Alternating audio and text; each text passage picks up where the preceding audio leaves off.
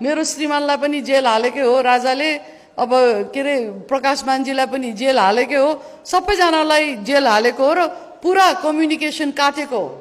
त्यो समाज मलाई याद छ। राजाको कस्तो शासन थियो, कस्तो क्रूर शासन थियो, ह्युमन राइट्समा उहाँको कुन चाहिँ बिलिफ थियो र भन्ने कुराहरू चाहिँ मलाई याद छ। तर अहिलेको जेनेरेसनले त त्यो सम्झिन्न, किन हामीले त्यो सम्झाएनौँ।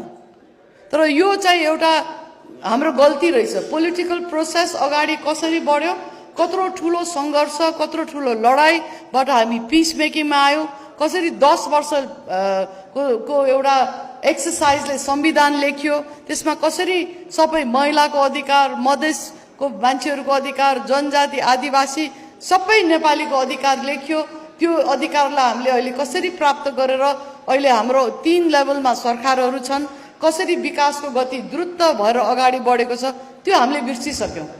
हामी के सम्झिन्छौँ, के भन्छौँ, किन बनेका यो सरकार? यो सरकार नबन्दा विकासको गति कस्तो थियो यहाँहरूलाई थाहा छ? म त एउटा विकासको कार्यकर्ता थिएँ पहिला, र एउटा गाउँ, एउटा उसमा गएको थिएँ, एउटा गाउँपालिका, त्यो बेलामा त गाविस भन्थ्यो, त्यहाँ गएको थिएँ। अनि यत्रो खानेपानीको पाइपको ढेरका ढेर थियो, अनि अर्कोतिर चाहिँ पाइपको टुटी नै टुटी थियो।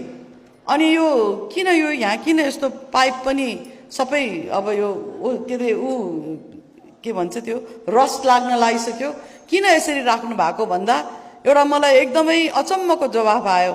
त्यहाँ एउटा पहिला अब लोकल एलडिओ भन्ने हुन्थ्यो त्यो सिस्टममा, एलडिओले मलाई